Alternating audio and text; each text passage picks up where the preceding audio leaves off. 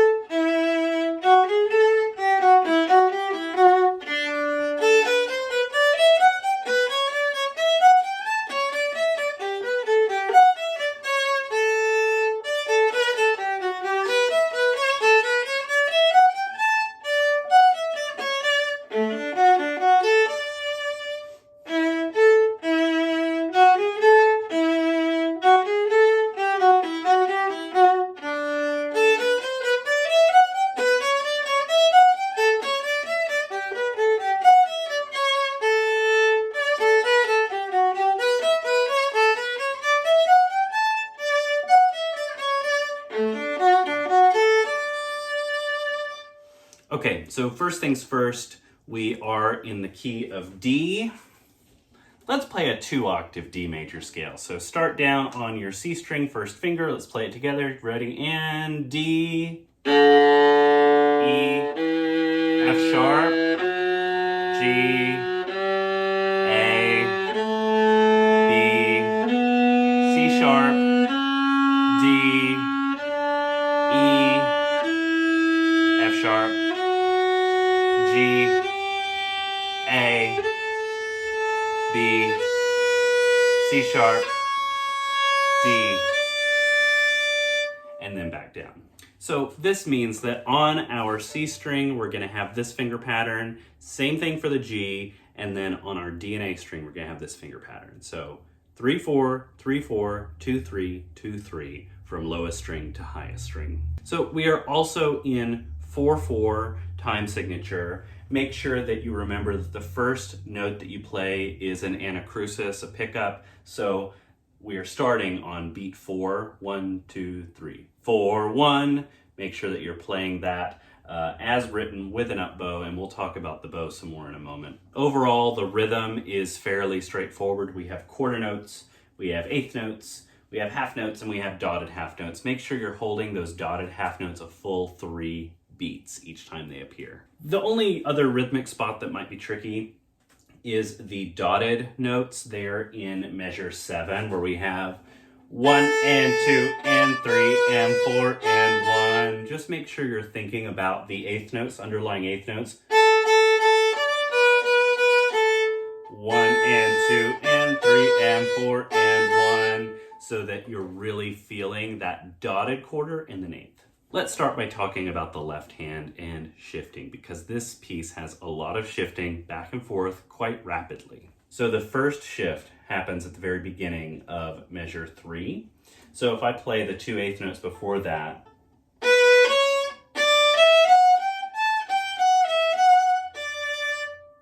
two things are really happening here. We have a shift and then we also have a harmonic.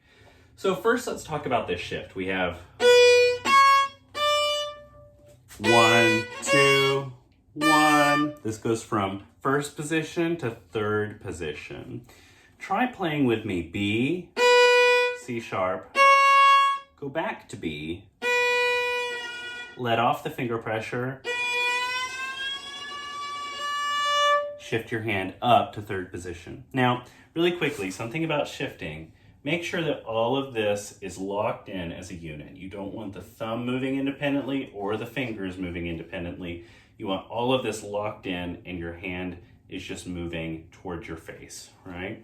So it's important that you let go of any finger pressure so that your finger is just gliding. You still have that tactile contact with the string, but you're not pressing the string down because that can sort of mess up your ability to shift. Practice going from B to D. Test it with the D string, the open D string next to it.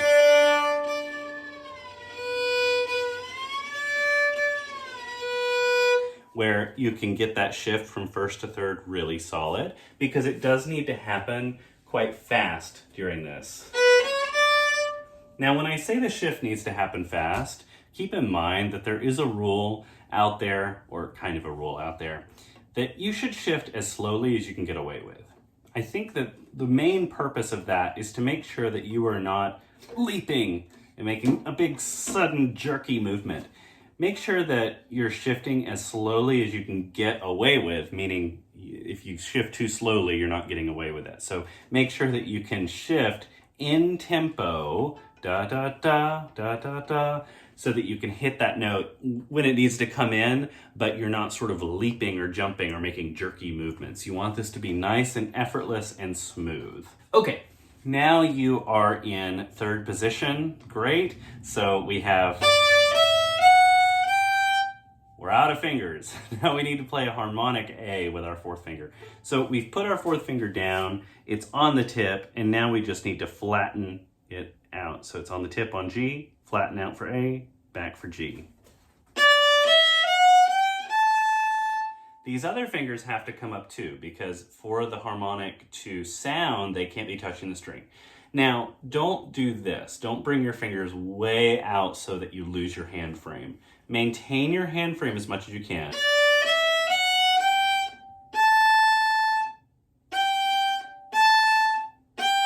Make sure that you can come back to all those fingers being in the right place. So, practice going from G natural to A, back to G natural,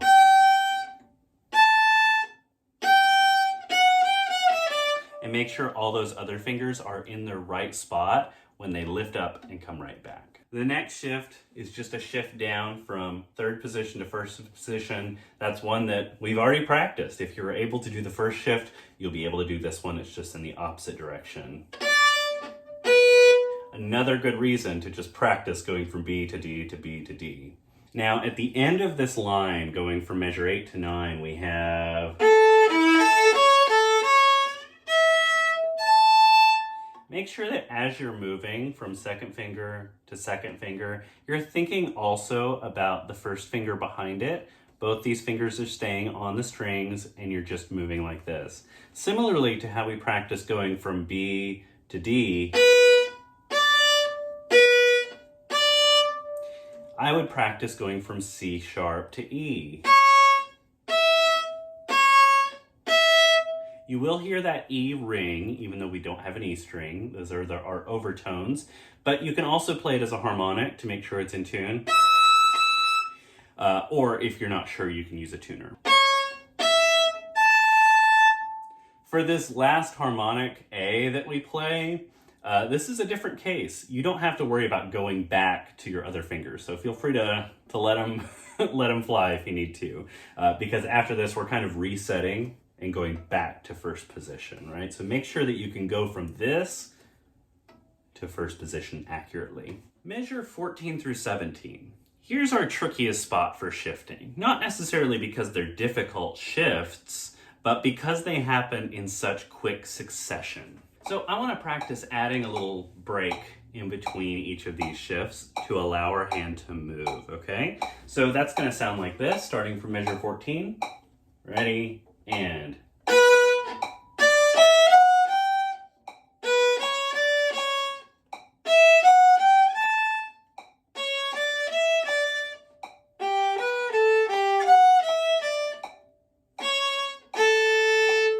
so By practicing that, I'm thinking about shifting during this space, which will become a smaller space when we play it in context.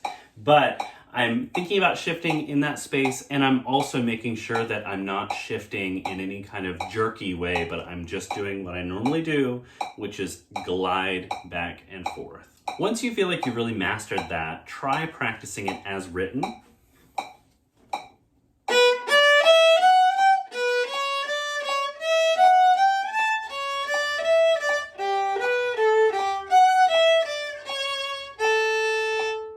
If it doesn't quite work for you, go back to the other way.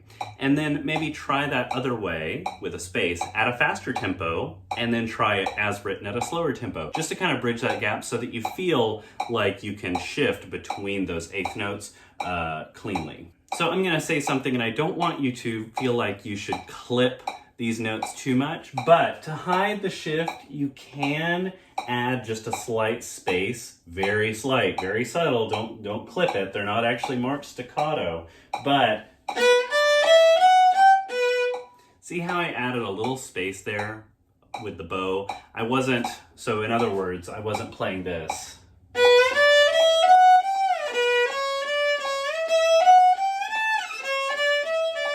So adding just a little space will help hide those shifts, but be careful not to make it super short, or else the people listening might be like, hold on, there's not a staccato there. So the last shift happens in measure 20, or measure 19 through 20. So we have...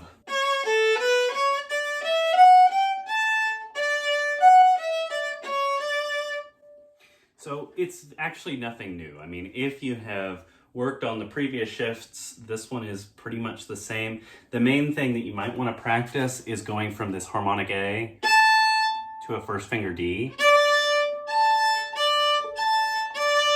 Just because we were going from a harmonic A to a G, which honestly is a little harder, I think.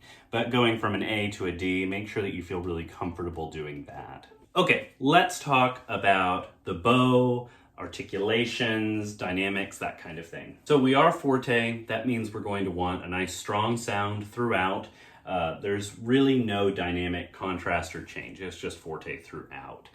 So make sure you're playing strong. You have a nice contact point that's somewhere near the middle here, not over the fingerboard or anything, because that's going to get you a softer, more sort of soltasto sound. You want to be right in here. Use a good amount of bow. But I would say we're using mostly weight and contact point here to achieve that forte dynamic, because if you use too much bow, that could potentially be a pitfall for your rhythm and overall clean sound, getting all of these shifts and eighth notes and all of these things. So for the volume, I'd mostly rely on weight and contact point. Now, a really important feature of this march is the staccato. The staccato is that little dot that you see, and that means the note is going to have a space after it. So it means that the note itself is not going to sound for as long, it's going to be a little shorter. Rhythm is still going to be the same, so make sure that even though this note is not being played for as long, that the next note comes in exactly on the right beat and not too early. So it starts us out with this.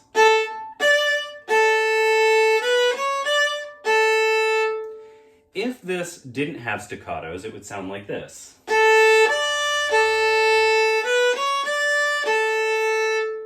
So it would be very connected, it would be legato, but we do have staccatos. Make sure that your bow stays on the string.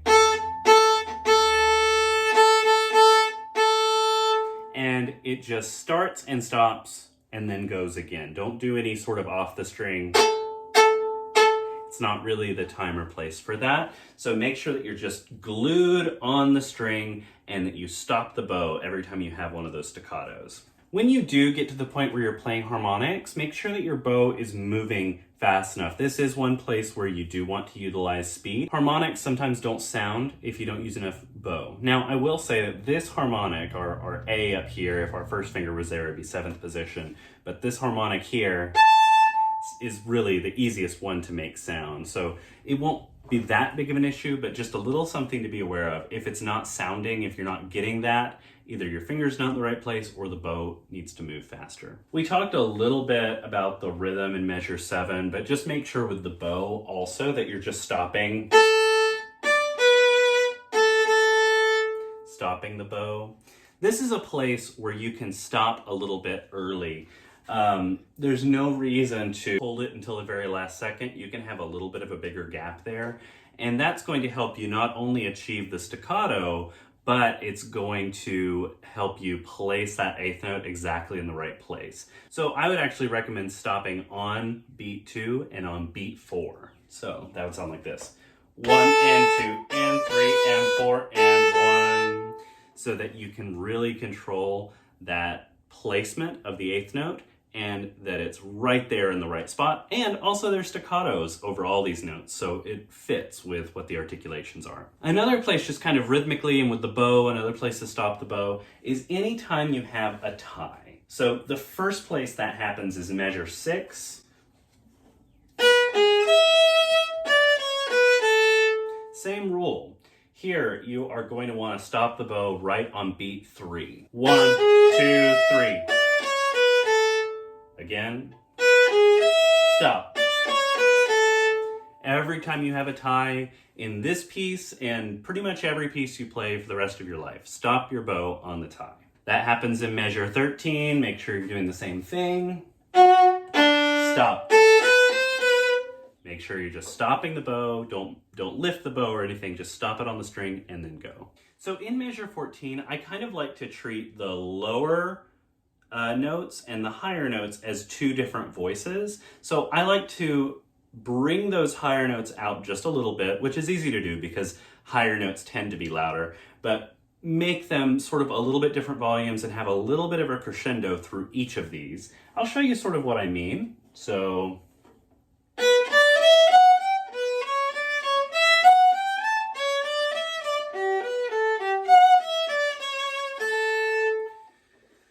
we have a slightly larger sound with these higher ones, and this is sort of a sequential thing that's going on here. So really showing that, whether that be through a little space after each of the high parts, going to a low part, or slightly different dynamics, just to bring out what's going on there in the music. In the second to last measure, we have a double string crossing. So we have D on the A string, string crossing to the G string, and a slur over a string crossing.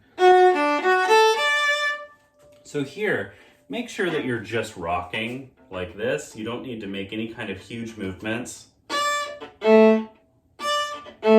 It doesn't need to be like a big, sort of big muscle movement. Make sure that you're just rocking over. And then when you're doing the string crossing, try to move as little as possible and almost create a little double stop between those two strings. That will make it sound really smooth. It happens fast, but just making sure that you're using small muscles where possible and not making big exaggerated movements will help this not be a potential sort of sloppy pitfall. All right, so next I'm going to play through this piece at different tempos. Quick disclaimer, if you're practicing with me on this, make sure that you're not practicing your mistakes. So make sure that you take the time to listen to yourself, maybe record yourself and listen back. And if, let's say at 70 beats per minute, you're fine, and then when you go to 80 beats per minute, there's a problem and something's not working, stop, identify what the problem is, spend some time working on it, and then try to play it at tempo with the recording if you want. The point being that you don't want to repeat your mistakes over and over again because they just kind of get baked into what you're doing. So make sure that you are really focusing on what you sound like and not sort of going faster than you're able to in the current moment. Make sure that you're practicing slowly, practicing mindfully, and being extra picky with yourself at slow tempos so that you'll be able to play it at the faster tempo. During this, I'm not going to take any repeats just for the sake of time. This is 60 beats per minute. Reminder, no repeat. 1, 2, 3.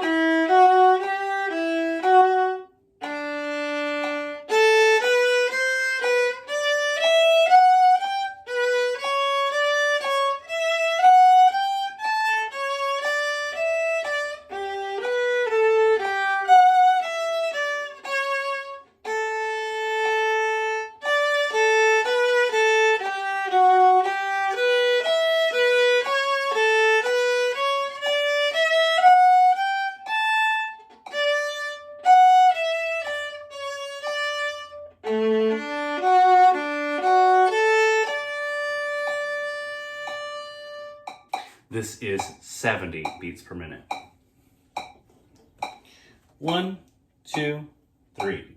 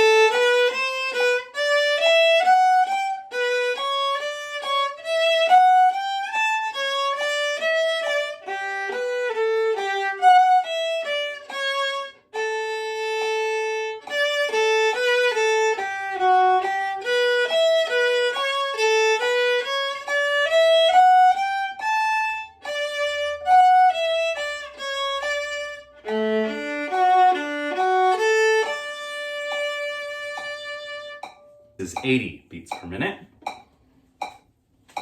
1, 2, 3.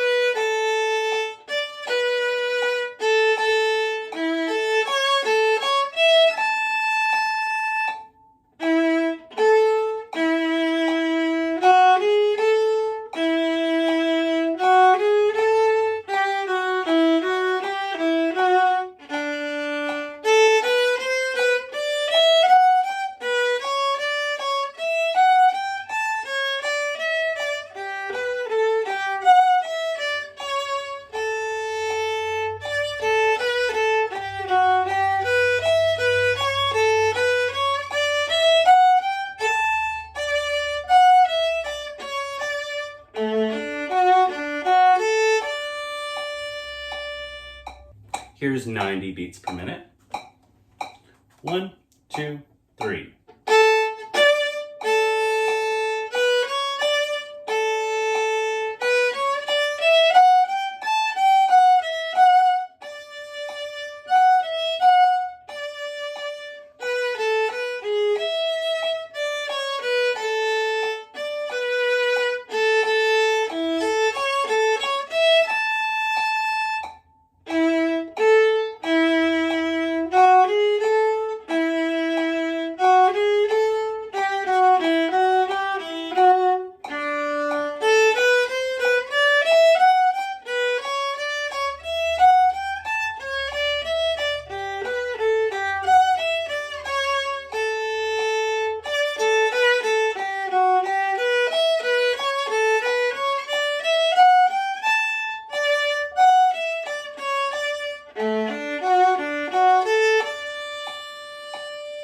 This is 100 beats per minute.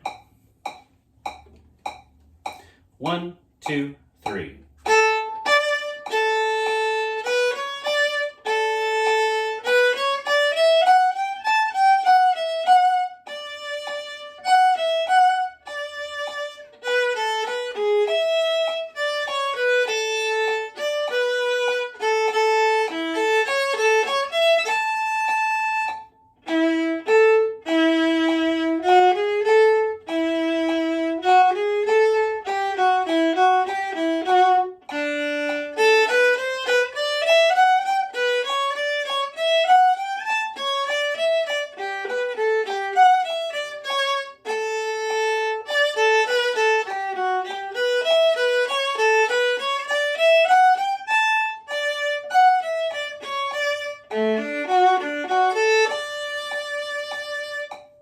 This is 110 beats per minute. 1, 2, 3.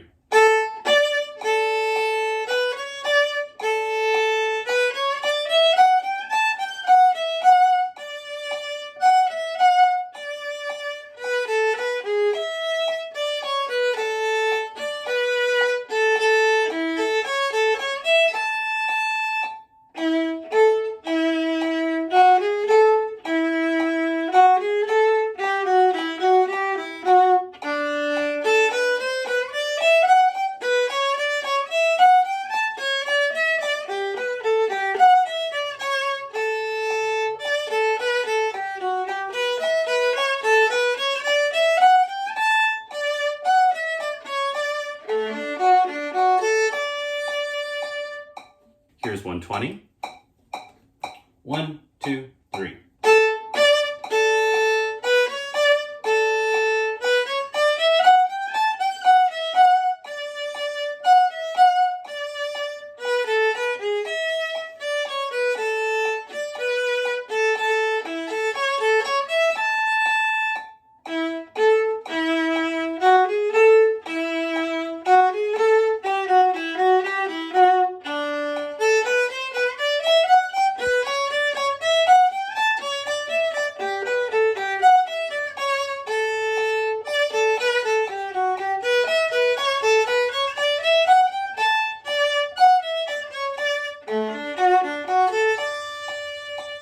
And here is our goal tempo of 126. 1, 2, 3.